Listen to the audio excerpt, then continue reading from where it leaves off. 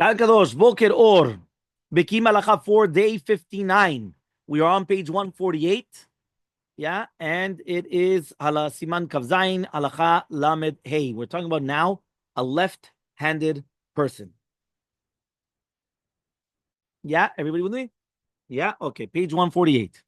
Nishu iter yad yamin. Somebody that's an iter yad yamin. Which means he's a lefty. Vekotev ve'oseh kol melachto biyad small. Yeah, and he does everything with his left hand. Yeah, sounds familiar. Maniach tefillin biyad yamin. He puts it on his right hand. Yeah, because he does everything with the left hand.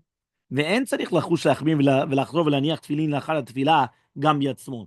He does not have to put it on again, right? Because there's a shita the Ben Ish Chai, they have to put it on again on the other hand, right? But again, the Alichot Olam, there's Rabbi saying, no, you don't have to be מחמיר to put it on again.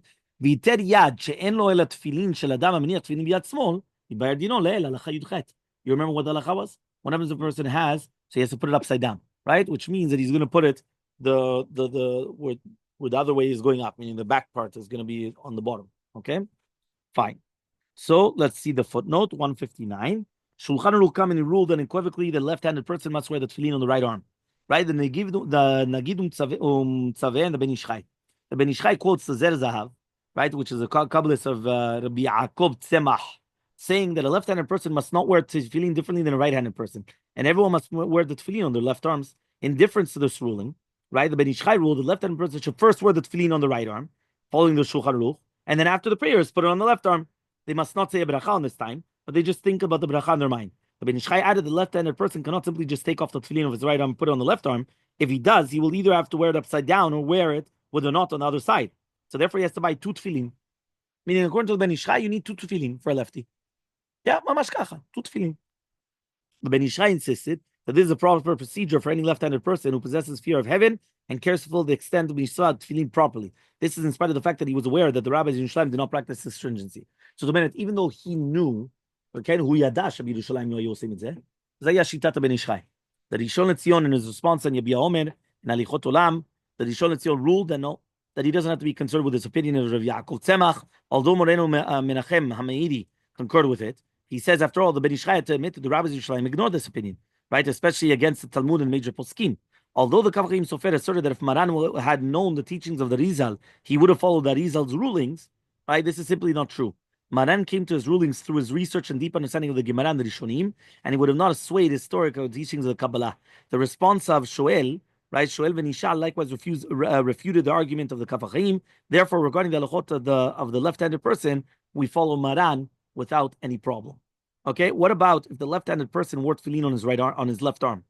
So he says, Halacha Brura writes that if a left-handed person cannot fulfill the mitzvah tefillin wearing it on the left arm, if he made a bracha on it, it's a bracha levatala, right? And he has to make again another bracha when he puts it on the right arm, because he didn't do the mitzvah at all. Although there are poskim who rule that he can fulfill the mitzvah wearing it on the left arm, it is only preferable to wear it on the right arm. This opinion is not taken into account, and therefore bichlal. So mamash, he's not going to be yitzad chovah whatsoever, right?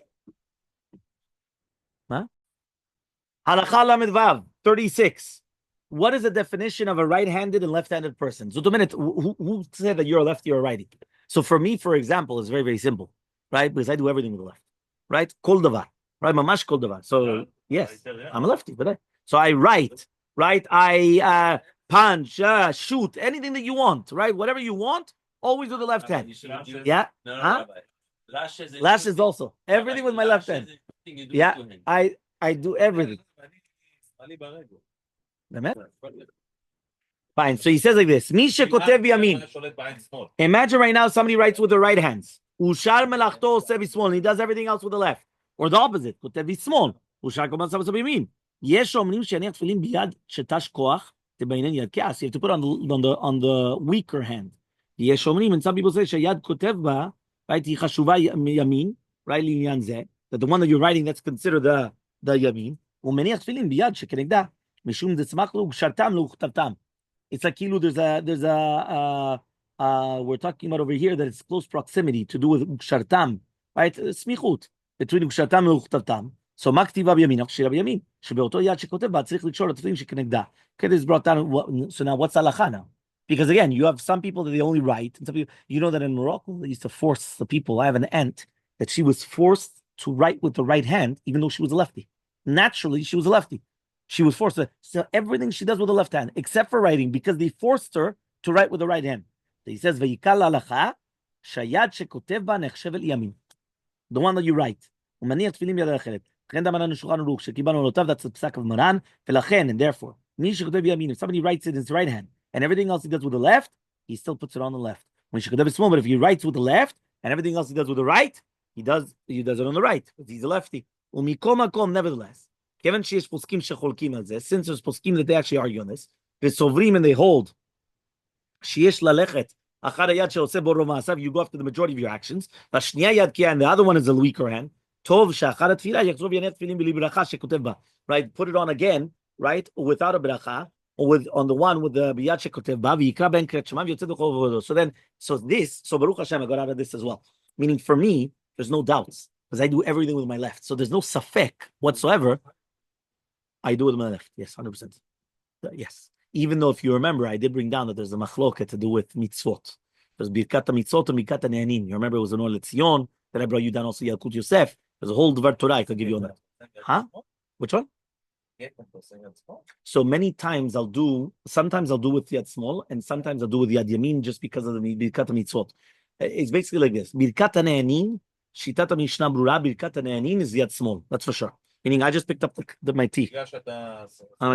So I picked up my tea like this, and I drink. No, that's the Zohar HaKadosh. Zohar HaKadosh. Zohar HaKadosh. Lo halacha. Zohar. Lo halacha. Lo halacha. Halacha. Shulchan Aruch mefurash. Siman Kuf Pe Gimel. He comes and he says that a yited yad, a smali, is going to take the kos shel bracha, right, with the left hand. However, though there's a stiran Maran, because Maran in Tafresh Nun Aleph in Ilchot Lulav and Etrog says that even a lefty should take the lulav in the right hand and the etrog in the left hand, just like everybody else. So the question is why? So the Oziel Tzion answers, one of them is birkat ne'anin and one of them is birkat mitzvot. So when you're doing the Kav HaChaim says was Maran was chazar bo. No, the Arbat Aminim is mitzvot. No, the kosa birkat hamazon. But you're drinking, you're benefiting, right? Okay. The other one is the Kav HaChaim says Maran was chazar bo. The Zohar HaKadosh says no, you always do with the right, but that's against Maran. So but basically, Bekitzur, right? The Mishnah Brura says that whenever you're doing Birkat ne'anin, I always do the left hand. Right now, do you know that Rabbi Kanievsky, he wrote an entire sefer for lefties? Wow. An entire sefer. And there's also a sefer thing, because on every halacha, you have this question. Tefillin, tzedakah. Which hand do you give tzedakah with? Now, technically speaking, you should always give it with the right. I'm always a lefty. So do you give it with the left hand or no? You give it with the right hand. You don't know how many halachot, everything to do with which hand do you do it. You understand? For example, when I carry this for Torah, maybe I should carry it on the left hand, on the left shoulder. So, yeah, again, all these halachot, there's an entire book. Ma? No, I don't do nothing with my right hand. You do what's it called? No, Tavka Biyad Small. Biyad Yamin, shum davar. Yeah, I can't. Fine, but anyway, which one? Yeah. Always the best. Oh yeah. Yeah. So they said because the connection on the head, and they said in fact it's because when you practice with only righty, you get used to righty, but when you play with a lefty, it's changed. You think. Very nice. You know the joke. You know the joke that they always say. They say the right part of the brain controls the left part of the body, and the left part of the brain controls the right part of the body. So the lefties are the only ones in their right mind. But let's continue. Yeah. Lamed Zayin. Yeah, Lamed Zayin. Medina Amur. So, by the way, did you realize? So, what I just told you is that here in the halacha, it comes out that somebody that does two different things, meaning he does all the melachot with one and he writes with another one. Technically speaking, maybe he should have two tefillin because of this. But for me, I have no doubt whatsoever. I'm only a lefty. Medina Amur, en evdel ben katav ivrit shelanu, right? Lishar safo v'leshonot. V'im koteb b'ze safa shi biyad small, v'chol ma'asa biyamin, hadrina lema shepasaknu she'akol olech achar haktiva. Meaning there's no difference in what language you're writing. You're going to say, he writes in English. No. Where does he write? He writes with his left hand. He's lefty. He writes with the right hand. Right hand. Yeah. So let's see what it says here in the footnote. The Rosh comes and he brings down that the hand with which a person performs the skills, the task is considered the right hand. Right? And that's where he has to do the opposite on the Tefillin. Maran brings down both opinions in the Bet Yosef without actually comment, but in the Shulchan Aruch he comes and he brings down because they brought down a samak in the name of Yechiel that he says no, whichever one you write in. So the Shulchan Aruch comes and he brings both opinions, listing the Rosh's opinion first, and then the Sefer Mitzvot Katan second, according to the rules of the stam, right? The yesh v'yesh. He comes and he says we always follow the second opinion. The Ramah commented on his gloss. The common custom follows the second opinion anyway.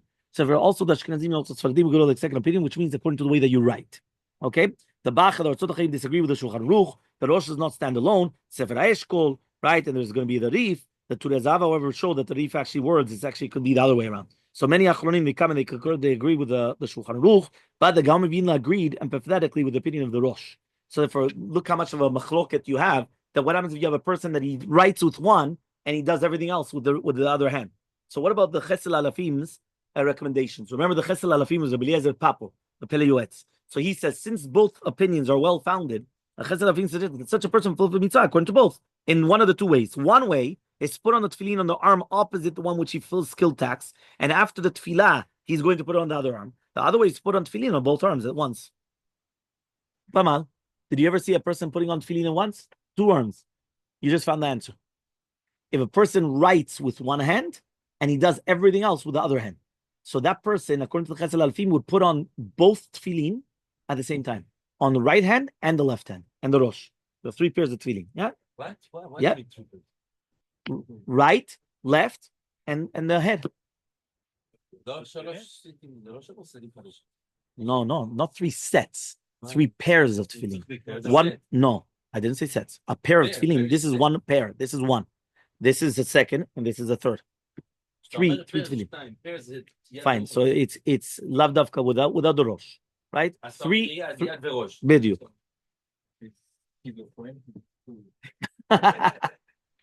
He puts on Rabbeinu Tam. He's gonna have I don't know what. Yeah, he's gonna have that. So he comes and he says. So he says the other way is to put on tefillin. Yeah, he comes and he says, the other way is to put on tefillin on both arms at once, and then that's it. The Rishon LeZion complained that the first suggestion runs counter to Maran and Shulchan Aruch. Anyone who follows the suggestion and says a bracha, it could be a bracha al-batala.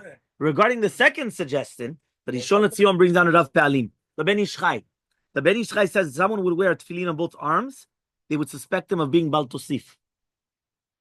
It's Bal Tosif. It looks like you're adding on an extra one. So he says, besides the actual the prohibition, despite a stipulation, because we said that he would have to make a t'nai that whichever one is not correct, that's nothing. So he says, although he stipulates that he wishes to fulfill the mitzvah only with one tefillin, the fact is that he's wearing 2 kosher tefillin. So therefore, it's going to be a problem, right? So he comes and he says they're wearing only one set of the kosher tefillin. According to the Kabbalists who claim that both sets are kosher, both sets are necessary to fulfill the mitzvah. So there's no such thing then. So how do you do that then? So the Rishon LeZion defended the Chesel Alfim, explaining that according to the poskim, the halacha follows either Rashi or Rabbeinu Tam, but not both. So even so, it's still permissible to wear both at the same time, with a stipulation that non-kosher set is considered simply a strap. In the same way, a person can wear tefillin on both arms at the same time, stipulating the one is going to put the one of them is going to be good. So he comes and he says that Rishon LeZion did not attempt to defend the Chesel Alfim from the first complaint of the Rav Pe'alim. Indeed, Rishon LeZion Orbach. Likewise, it started that if someone wears tefillin in both arms at the same time as the Chesel Alfim suggested, people will suspect him of Bal Tosif. So therefore, he says that you shouldn't do it. Okay, so what happens now? So therefore, basically, it's a question then. So you shouldn't put both at the same time, right? Now, the Rishon LeZion comes and he issued a ruling in the Yabia Omer that he says there's no difference between any languages. So what happens if you write different languages with different hands? Pamal, no? You write French with one, right? Chinese with the other, or Hebrew with another.